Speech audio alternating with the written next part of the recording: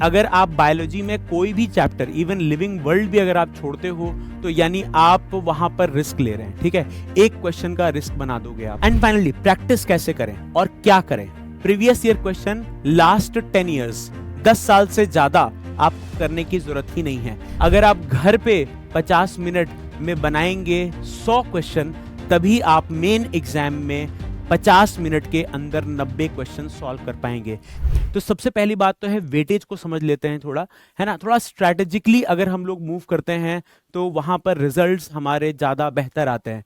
तो जैसे कि मैं आपको दिखा रहा हूं कि 11वीं का जो वेटेज है वो है लगभग 45%, 12th का लगभग 55%। ये मैंने एवरेज पिछले 10 साल के हिसाब से लिखा है। जो क्वेश्चन के टाइप्स जो आपके आते हैं वो एक सिंगल लाइनर क्वेश्चंस होते हैं एमसीक्यूज के।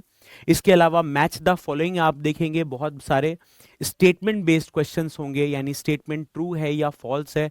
एंड फाइनली असर्शन रीजन, है ना, इंपॉर्टेंट।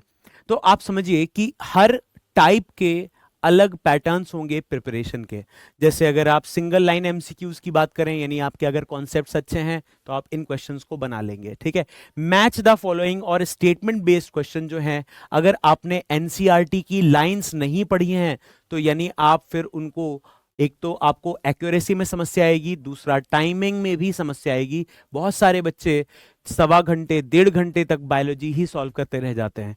तो आपको यह समझना पड़ेगा कि एक तो इसके लिए आपको एनसीईआरटी की लाइंस भी याद होनी चाहिए और साथ में उनकी प्रैक्टिस भी होनी चाहिए। ठीक है, और असर्शन रीजन, देखिए असर्शन रीजन का बहुत सारे बच्चे पूछते हैं कि असर्शन रीजन कैसे सॉल्व करें। तो मैं आपको यही सलाह दूंगा कि आप असर्शन पढ़िए, असर्शन को समझिए कि वो सही है या गलत है, और फिर रीजन को छुपा दीजिए। रीजन खुद आप बताइए, क्योंकि आपको अपने ऊपर इतना ट्रस्ट होना चाहिए कि असर्शन का रीजन जो आप बता रहे हो अगर उससे मैच कर रहा है रीजन, तो यानी वो ए हो जाएगा, अदरवाइज वो बी हो जाएगा। ठीक है, तो आपको ये थोड़ा स्ट्रैटेजिकली तैयार करना पड़ेगा, concepts, NCERT and practice, and ये तो ओवरऑल हो पाएगा असर्शन रीजन। ठीक है, अगली बात, एनसीईआरटी में कैसे, जैसे मैंने बोला स्टेटमेंट बेस्ड क्वेश्चन, है ना, और जो मैच द फॉलोइंग है, उनको अगर आप सही तरीके से जल्दी करना चाहते हैं और एक्यूरेट करना चाहते हैं तो एनसीईआरटी की हर लाइन आपको बार बार पढ़नी पड़ेगी, है ना। 6 से 7 बार आप रिवाइज कर सकते हैं अभी भी। ठीक है, और इसके अलावा कोई किताब, कोई मॉड्यूल, कुछ भी पढ़ने की जरूरत नहीं है। ठीक है, इनके आपको शॉर्ट नोट्स की जरूरत पड़ेगी। शॉर्ट नोट्स यानी कि पूरी चैप्टर का 1 या 2 या 3, छोटा चैप्टर है तो उसको 1 पेज में कन्वर्ट कर दीजिए,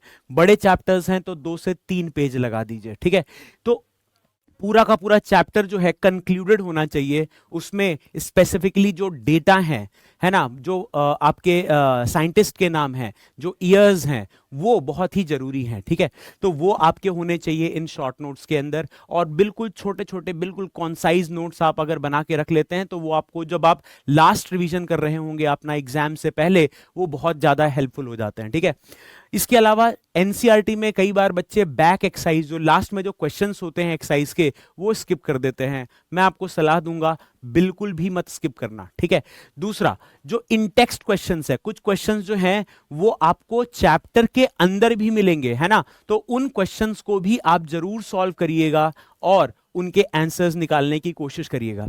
इसके अलावा मैं आपको बार बार कहूंगा कि एनसीईआरटी के अलावा कोई दूसरा मटेरियल आपको पढ़ने की जरूरत नहीं है। कोई भी दूसरा मटेरियल, है ना, वो आपके सिर्फ और सिर्फ टाइम को खराब करेगा।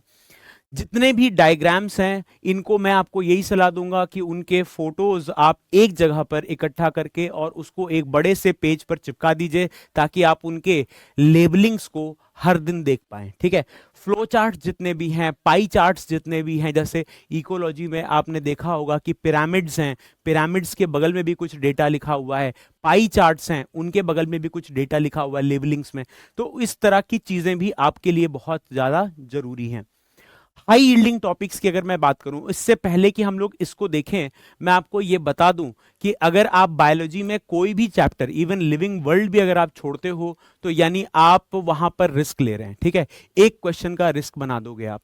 तो इसलिए मैं आपको सलाह तो यही दूंगा कि आप सारे चैप्टर्स देखें, मगर हाँ, कभी कभी ऐसा होता है कि प्रायोरिटी डिसाइड करनी पड़ती है कि हाँ हमें ज्यादा समय किसको देना है और कम समय देकर भी हम ज्यादा स्कोर कर लेंगे।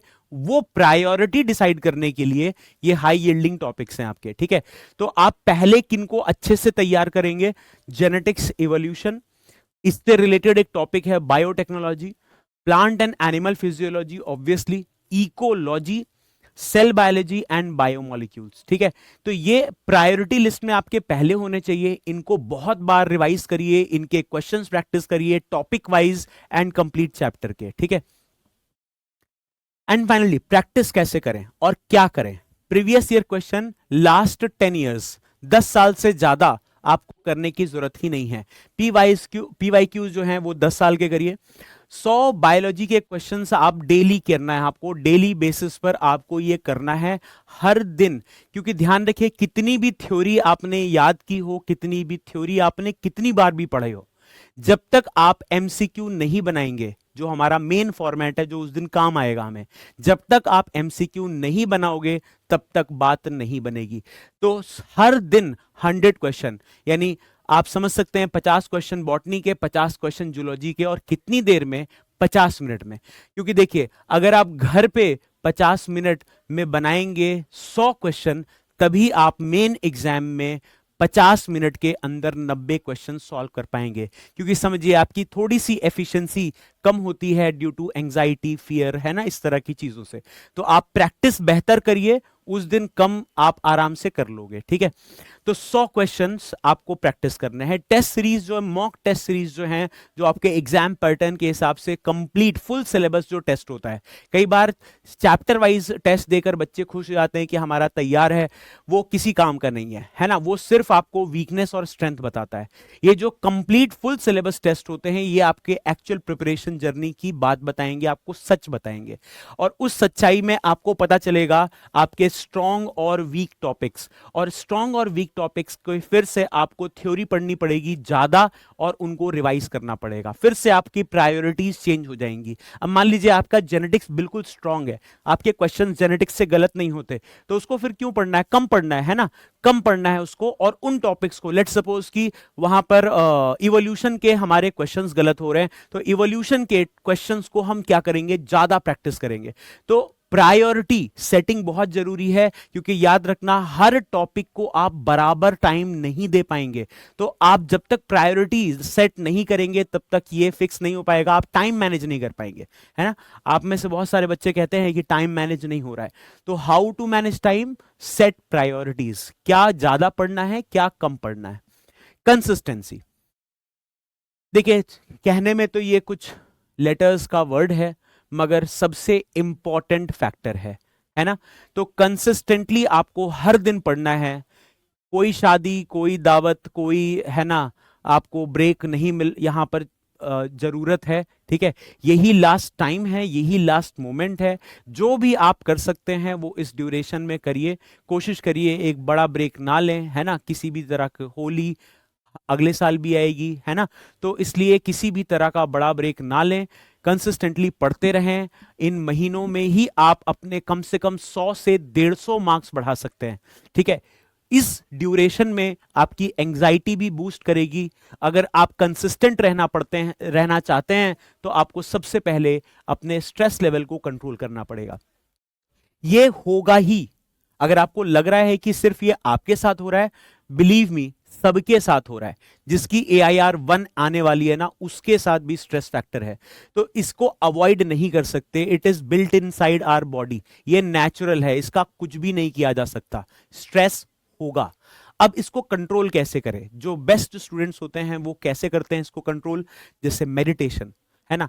10 मिनट भी अगर आपने मेडिटेशन कर लिया, यानी सिर्फ एक चीज पे फोकस कर ली, दूसरी किसी बात को नहीं सोचते हुए, सिंपल ब्रीथिंग एक्सरसाइज, मैं अपने बच्चों को कहता हूं कि भैया सिर्फ आप मेडिटेशन में, मतलब क्या, ब्रीथिंग एक्सरसाइज कर लीजिए। अपने इनहेल और एक्सहेल वाली जो आपकी प्रैक्टिस है, उसको आप 10 मिनट अगर आप कर लेते हैं, बिलीव मी, वो आपको एग्जाम वाले दिन तक मदद करने वाला है, ठीक है। इसके अलावा वॉक कर लीजिए 20 मिनट, ब्लड फ्लो होना आपके शरीर में बहुत जरूरी है। ये वक्त आप पूरे दिन बैठे रहते हैं तो आपका जो ब्लड फ्लो है वो भी होना बहुत जरूरी है इस समय पर, ताकि आपका ब्रेन अपने हाईएस्ट पोटेंशियल पर काम करता रहे।